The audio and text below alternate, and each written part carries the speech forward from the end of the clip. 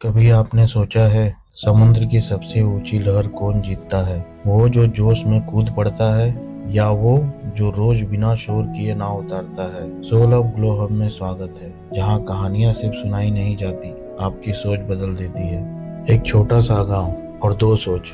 समुद्र के किनारे बस एक शांत सा गांव था। सुबह होते ही लहरों की आवाज वहां के लोगों के लिए अलार्म घड़ी बन जाती थी। उस गांव में दो मछुआरे रहते थे, रामू और सामू। दोनों की नाव एक जैसी, जाल एक जैसा, समुद्र एक जैसा।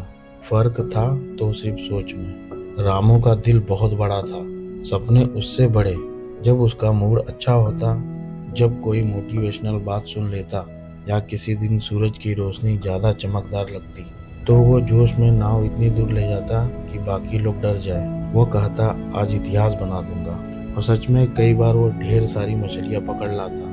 लेकिन जिस दिन आसमान में बादल दिख जाते, या रात को नींद पूरी नहीं होती, या मन उदास होता, वह कहता, आज मन नहीं है, कल से पक्का शुरू करूंगा। उसका जीवन कल पर टिका हुआ था।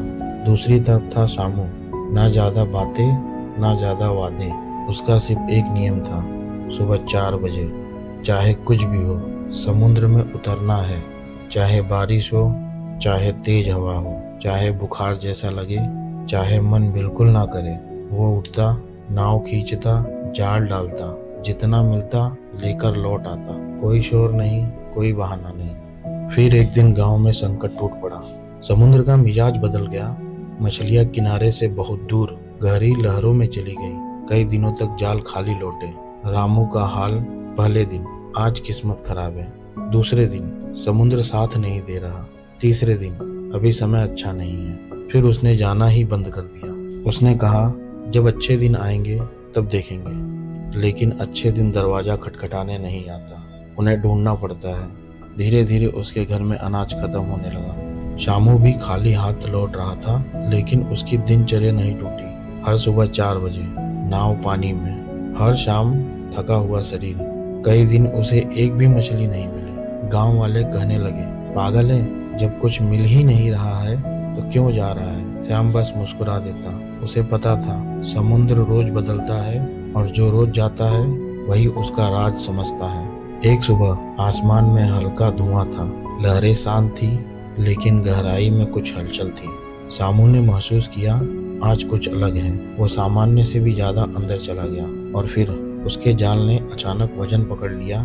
इतना वजन की नाव झुकने लगी। उसने पूरी ताकत लगा के जाल खींचा, और सामने था मछलियों का विशाल झुंड। इतनी मछली कि पूरे महीने का खर्चा निकल आए, शायद साल भर का भी। और रामू, जब गांव में खबरें फैली कि मछलियां वापस आ गई है, रामू दौड़ता हुआ समुद्र के किनारे पहुंचा। लेकिन हफ्तों की आलस ने उसकी शरीर का ताकत छीन ली थी। नाव खींचते खींचते ही वो थक गया।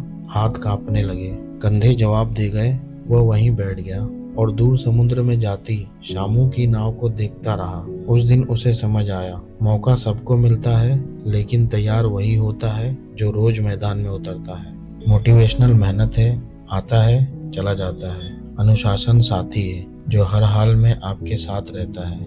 अभ्यास आपको उस दिन जिताता है जिस दिन किस्मत दरवाजा खोलती है। गांव के बूढ़े मुखिया ने शामू से पूछा, तुम्हें कैसे पता चला कि आज मछलियां मिलेगी? शामू मुस्कुराया और बोला, मुझे नहीं पता था, मैं तो बस रोज आता था। समुद्र ने मुझे पहचान लिया। अब सवाल आपसे है, क्या आपका लक्ष्य आपको पहचानता है, या सिर्फ आप अच्छे मूड का इंतजार कर रहे हैं? सोल ऑफ ग्लो हब में हम इंतजार नहीं, इरादा सिखाते हैं। अगर कहानी अच्छी लगी हो तो लाइक, शेयर, सब्सक्राइब कर दीजिए।